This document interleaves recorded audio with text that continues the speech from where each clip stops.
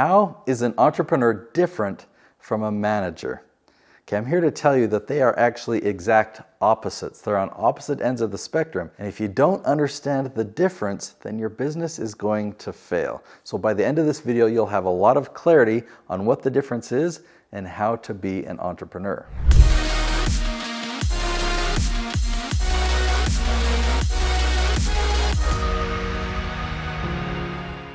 Now, you might be a manager, right? You've been promoted.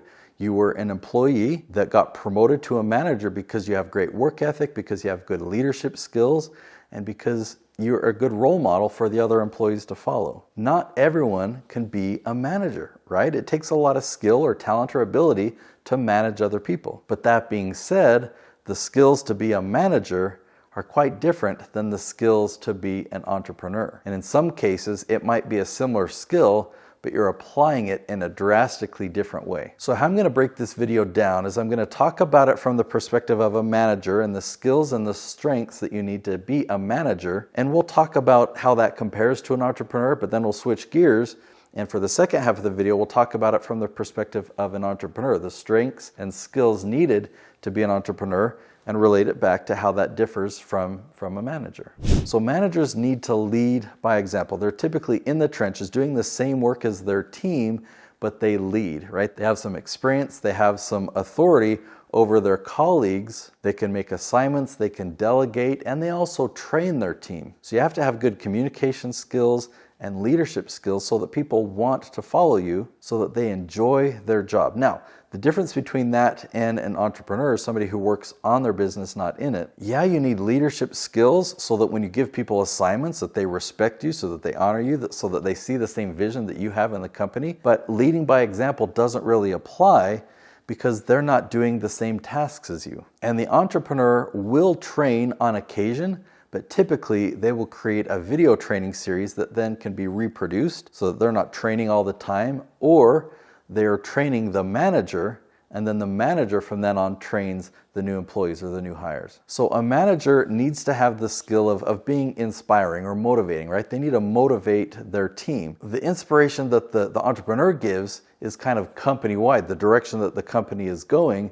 versus a manager just motivates the team about what they're specifically working on. A manager also needs to be good at conflict resolution. How do you handle little disputes or little problems that occur? An entrepreneur will have to deal with these as well, but typically the managers will deal with the small stuff and the entrepreneurs will deal with the big stuff. A lot of times managers will have to deal with administration, right? Filing or reporting or dealing with numbers. And they report those numbers to the business owner, right? To the entrepreneur. So the entrepreneur needs those numbers and requests them because they want to have clarity and an understanding of, okay, is this company working? Is this going in the right direction? The manager doesn't have that vision, doesn't have that foresight. They just know my boss needs these numbers, and so they know how to collect them. For a manager, your day-to-day work is the same, right? You come in and you manage a team, and this team does a specific function. So each day that you come in, there's not a whole lot of variation from one day to the next. Now that's the opposite for entrepreneurs.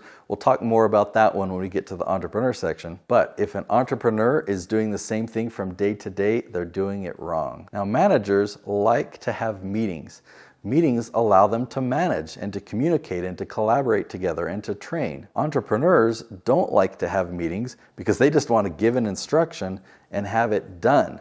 Why talk about it? Just do it. Now, when managers do reporting, they look at things from a task perspective, like how is my team doing? Are we doing the work that we're assigned to do? Do our tasks meet up to expectations? But an entrepreneur looks at the bigger picture, like where are we going as a company? Are we profitable? Do we have happy customers? Are we fulfilling? What is our competition doing? What does the forecast look like for the future? Do we have a future here, or are we sinking and shrinking? See, a manager has none of that knowledge. They just know if their team is doing what they're supposed to. Now, a manager is paid typically by an hourly wage or an annual salary, and they're in a very low risk position. They clock in at 9, they clock out at 5, and then they're done, and they get paid for that time. They know what to expect every payday. And that paycheck is pretty consistent. There's not a lot of risk or things that cause that to fluctuate up or down. The entrepreneur, on the other hand, there's a lot of risk. Their income isn't based on an hourly wage or a salary.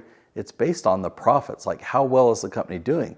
So there's a lot more opportunity if the company's doing really well. But I've had times where I've been drawing from savings and I haven't been taking any income yet.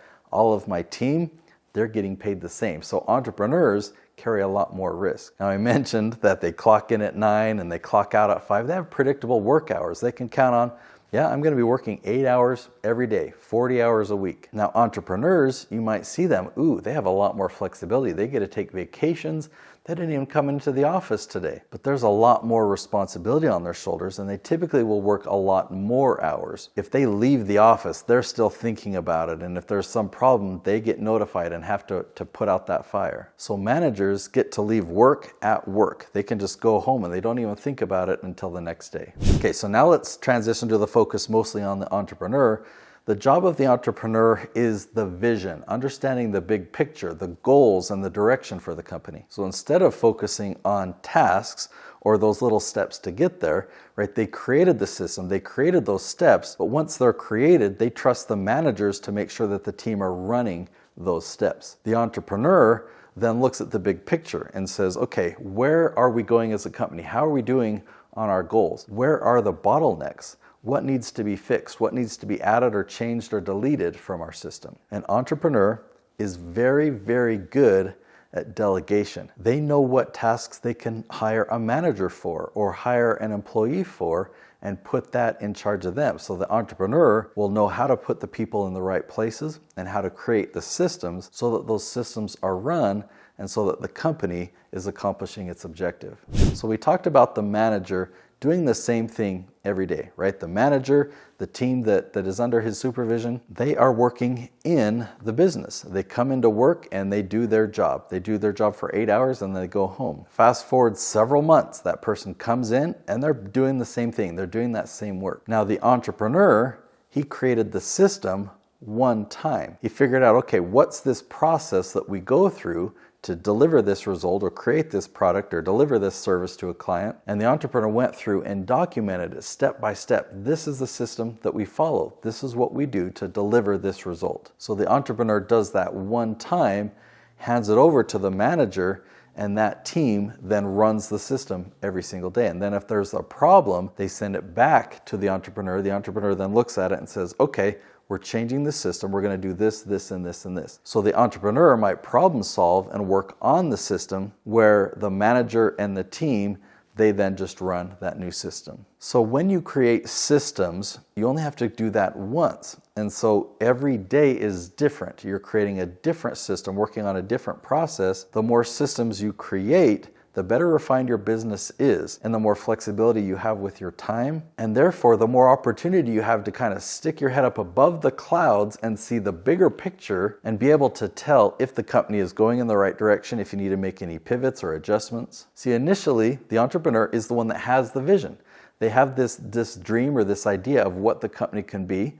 And so they start out creating those systems, but then down the road, once those systems are running by the team, but they're not the ones in the trenches, they're kind of the ones overseeing the whole battlefield. They see the whole picture. They can look and decide, you know what, this system is running very efficiently, but it's the wrong system.